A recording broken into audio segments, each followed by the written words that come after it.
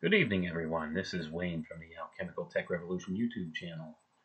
Did you ever wonder why the West Coast is on fire right now? Have you ever wondered why Australia had such severe fires earlier this year? Did you ever look back at the 1993 Waco incident with the Branch Davidian compound and wonder why did those poor people burn to death?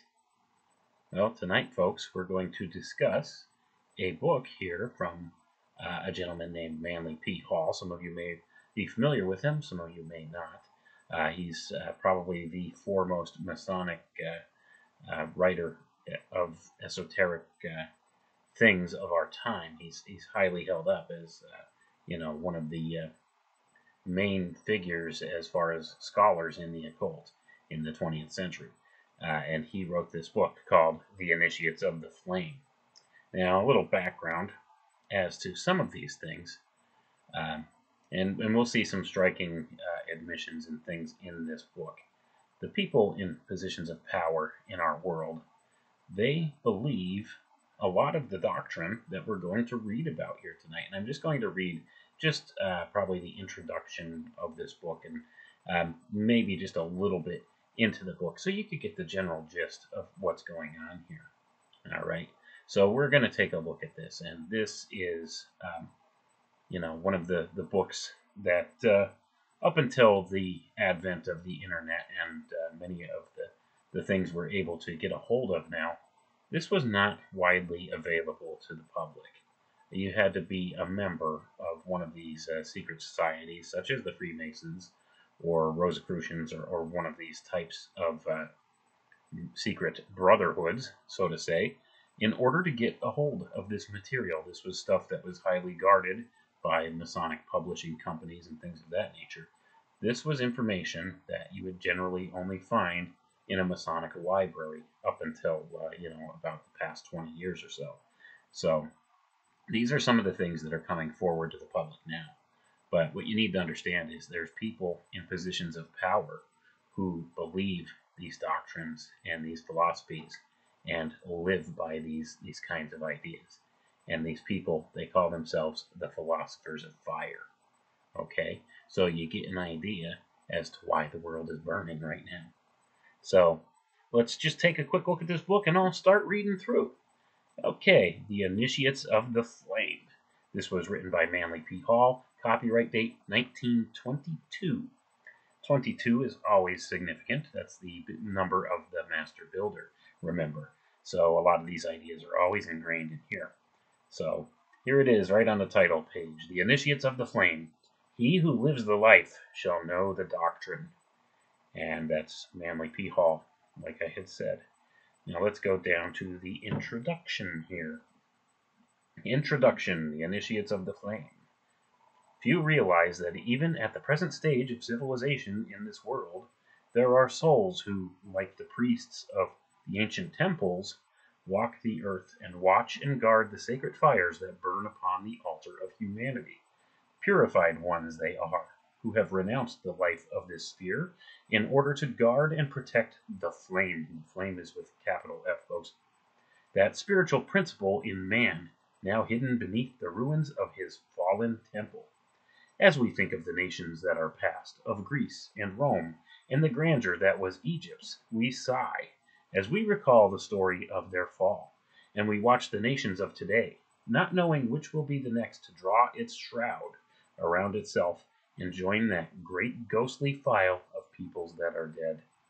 But everywhere, even in the rise and fall of nations, we see through the haze of materiality justice.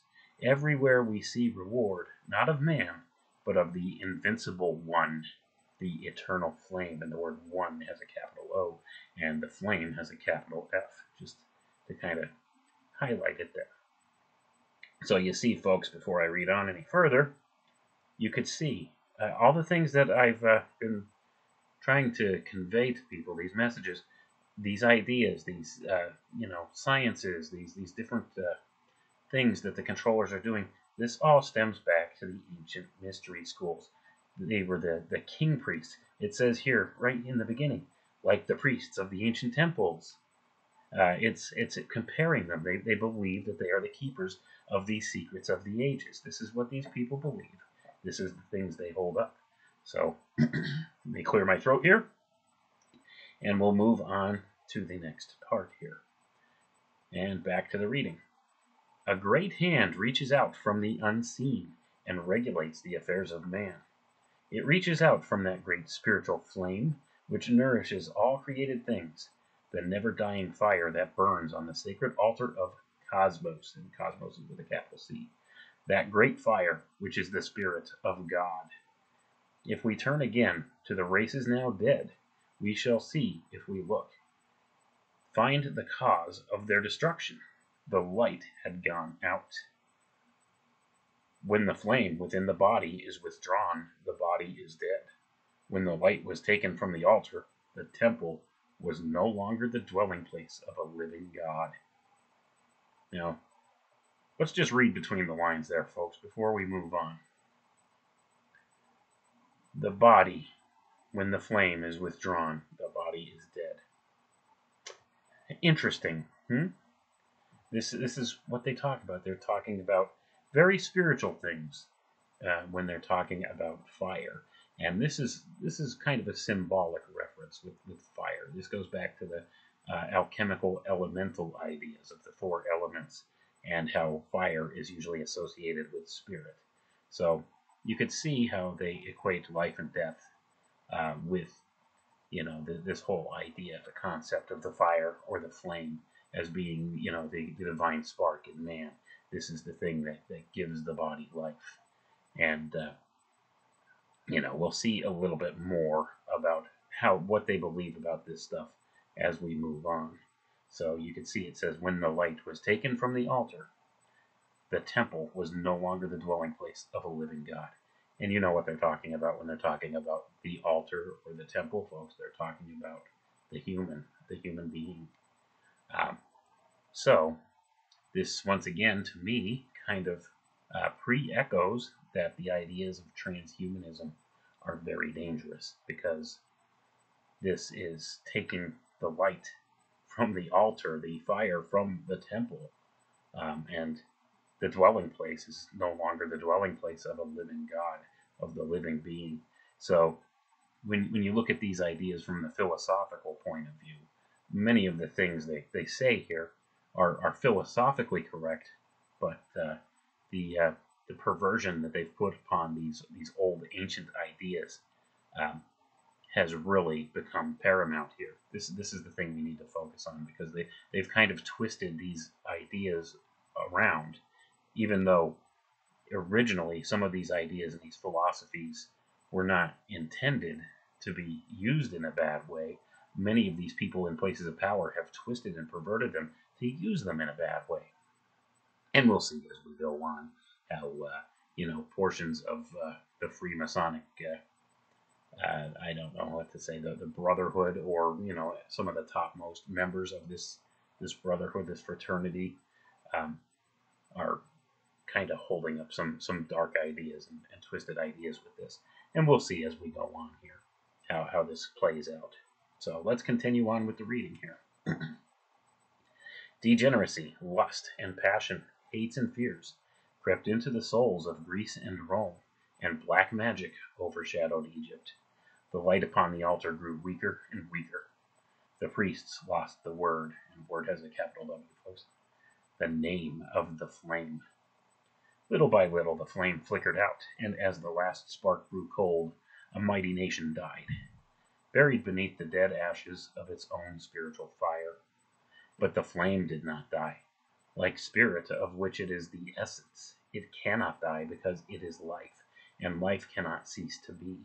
In some wilderness of land or sea, it rested once again, and there rose a mighty nation around that flame.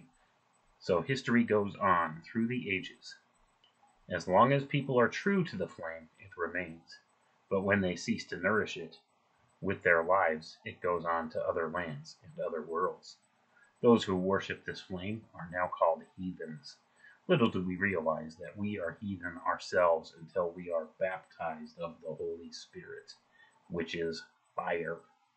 For fire is light, and the children of the flame are the sons of light, even as God is light. Wow, that's some heavy stuff, isn't it, folks? When we really take a minute to look at this, they are equating the Holy Spirit with fire and fire with light, and claiming they are the sons of light. And there are some philosophical aspects of this, once again, that can be held to be a true thing. But as you can see, as we move on here, that many of these ideas have been twisted by some of these people who are in positions of power and who are at the uppermost echelons of these secret societies and secret orders that secretly, well, we shouldn't say secretly, it's a pretty well-known thing at this point, but they arbitrarily are the ones that set policy for this world. And they do so with their connections through these different secret groups. So let's read on here. There are those who have for ages labored with man to help him to kindle within himself this spark, which is his divine birthright. It is these who, by their lives of self-sacrifice and service, have awakened and tended this fire, and who through ages of study have learned the mystery it contained, that we now call the initiates of the flame. For ages they have labored with mankind to help him to uncover the light within himself, and on the pages of history they have left their seal, the seal of fire. Let me read between the lines there for you, folks. Let's read that again, real quiet, like really slow here. We'll read that real slow, and we'll kind of pick the meaning, the hidden meaning out of these sentences. For ages they have labored with mankind to help him to uncover the light within himself, and on the pages of history they have left their seal, the seal of fire. The seal of fire, folks. That's their calling card. That's how you know who's responsible for something. That's how, when you look at the Branch Davidians in Waco, you know these philosophers of fire, quote unquote, they're the ones that were ultimately responsible for this travesty. It's their calling card. They use fire. They burn their enemies because they believe this will purify their souls and keep them from coming back to, and keep their souls from coming back, reincarnating to seek retribution against the people that have done this to them. So this is what they believe, and doesn't directly say that right here, but you could find it in other writings if you look. This is what they believe. It all ties back to alchemical ideas, and it's a perversion of alchemical ideas, but they believe that through all things, fire purifies. So this is the thing. And in fact, there's different teachings of the Rosicrucians and others that talk heavily about this. And I believe the saying goes, and I'm paraphrasing here, I don't exactly remember. I think I'll be close here, though. It says, through fire, all things are naturally renewed. And that is actually a loose translation from when you see the cross, the emblem of the cross, this different symbol, and it says INRI across it, INRI. That's what that means. Through fire, all things are perfectly renewed. That's what that means when you see that INRI up there. That's, I believe it goes back to Latin, if I'm not mistaken, the translation of it. But, that's neither here nor there. But you get the point anyway.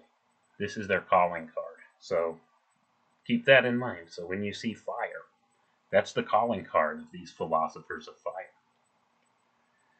All right, let's move on here. Let's read on. Unhonored and unsung, they have labored with humanity, and now their lives are used as fairy stories to amuse children.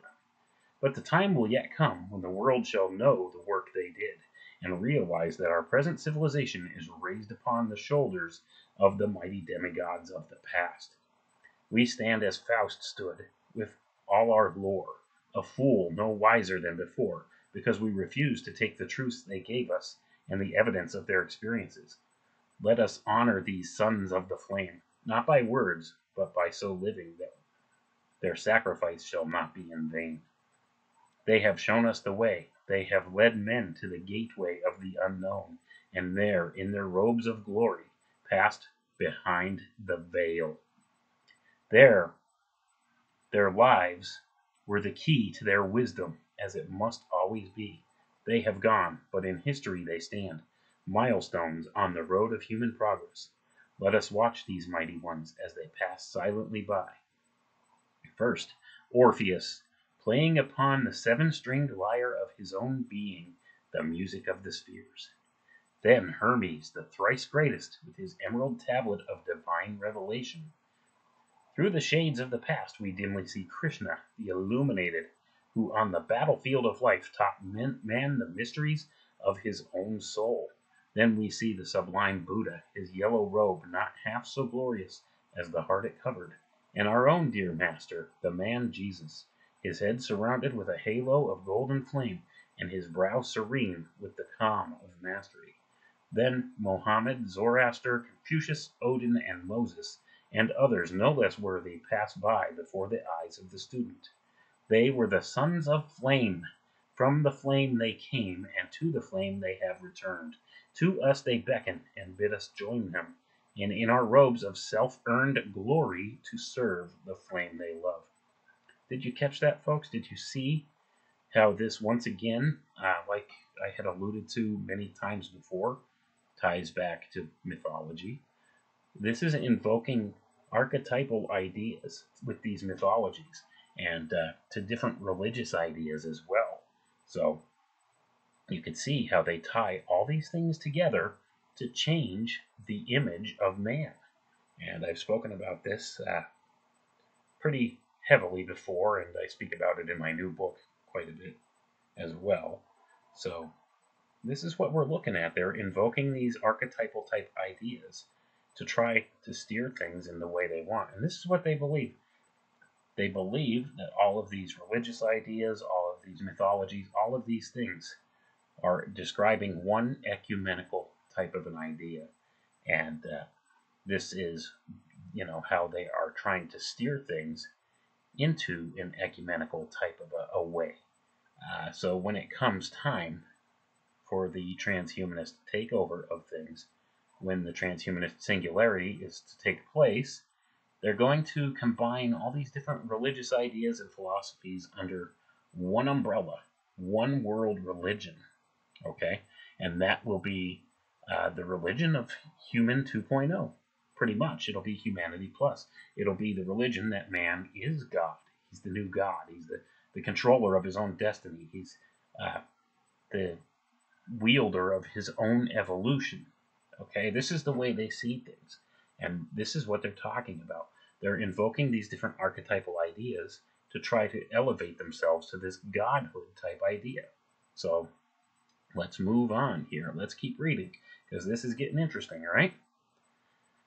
Okay, they were without creed or clan. They served but the one great ideal. From the same place they all came, and to the same place they have returned. There was no superiority there. Hand in hand they labor for humanity. Each loves the other, for the power that has made them masters has shown them the brotherhood of all life. In the pages that follow, we will try to show this great thread, the spiritual thread, the thread of the living fire that winds in and out through all religions and binds them together with a mutual idea and mutual needs. In the story of the Grail and the legends of King Arthur, we find that thread wound around the table of the king and the temple of Mount Salvert. This same thread of life that passes through the roses of the Rosicrucians winds among the petals of the lotus and among the temple pillars of Luxor. There is but one religion in all the world, and this is all in capital letters here, folks. Listen to this carefully.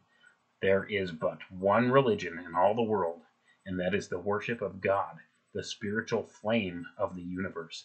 Under many names he is known in all lands, but as Iswari or Ammon or God, he is the same, the creator of the universe, and fire is his universal symbol. We are the flame-born sons of God, thrown out as sparks from the wheels of the infinite. Around this flame we have built forms which have hidden our light, but as students we are increasing this light by love and service until it shall again proclaim us sons of the eternal. And sons is spelled S-U-N-S, folks, and that's capitalized.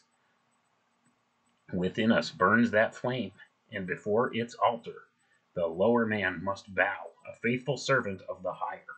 When he serves the flame, he grows, and the light grows, until he takes his place with the true initiates of the universe, those who have given all to the infinite in the name of the flame within. Let us find this flame and also serve it, realizing that it is in all created things, that all are one because all are part of that eternal flame, the fire of spirit, the life and power of the universe. Upon the altar of this flame, to the true creator of this book, the writer offers it and dedicates it to the one fire which blazes forth from God and is now hidden within each living thing. What do you think of all of that there, folks? Pretty interesting stuff, huh? This is what these people believe. They really believe that uh, they hold this secret knowledge, and this is all uh, a very important thing to them. This is how they believe. They believe all religions are based on this idea, and that their secret orders are the things that have birthed all of these different religious ideas and these cultures throughout the world. They think that this is the common framework where all this stuff starts from and what all this stuff means. And this is kind of what's been going on in the world today. These are the people that are running the show, and they use these different kinds of spiritual ideas and these philosophical ideas to control things in our world. And they know how to leverage these different older alchemical ideas and natural science concepts against us. See, that's the thing. They have a deeper understanding of the symbology involved in all of this stuff, and they use it against us. And they believe that they're gonna rule the roost here.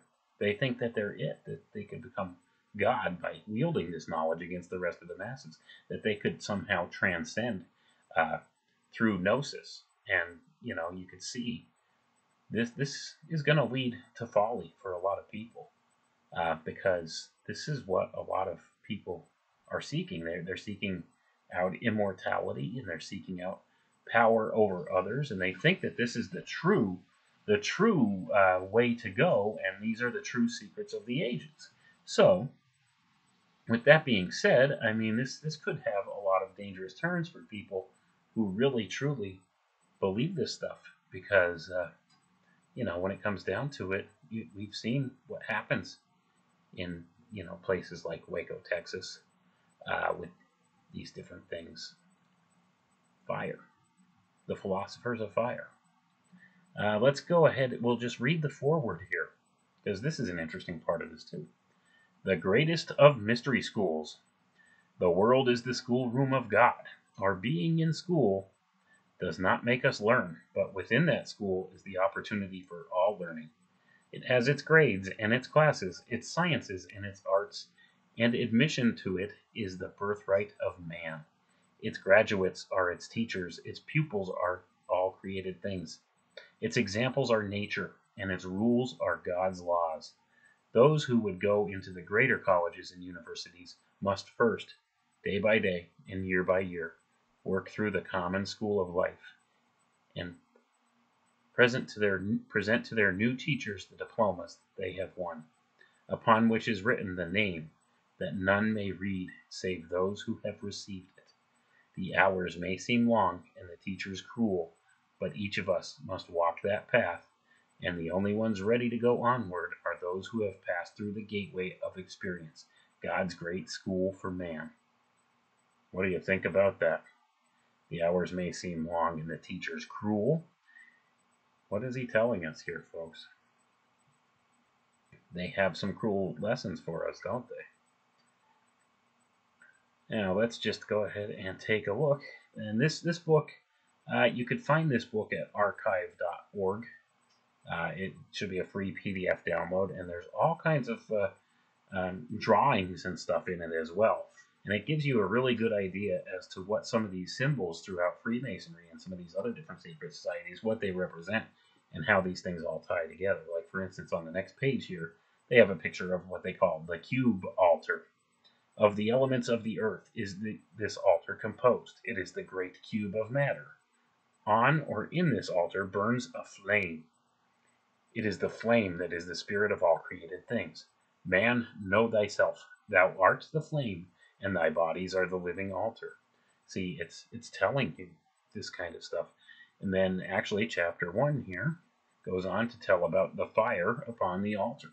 And you know, this book is a very interesting read for anybody who's interested in learning about what these Freemasonic ideas and what these other mystery school type ideas are, because you can see, as Manly P. Hall alludes to back in the introduction there, some of these things are um, we find, it talks about how we find some of these things among the alchemists, the Hermetic philosophers, the Rosicrucians, and the Freemasons.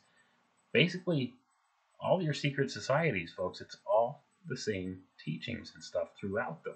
There's just a little bit different spin on a lot of them, and some of the outward symbols and representations might be a little bit different, but at the core of it, this goes back to the mystery school teachings.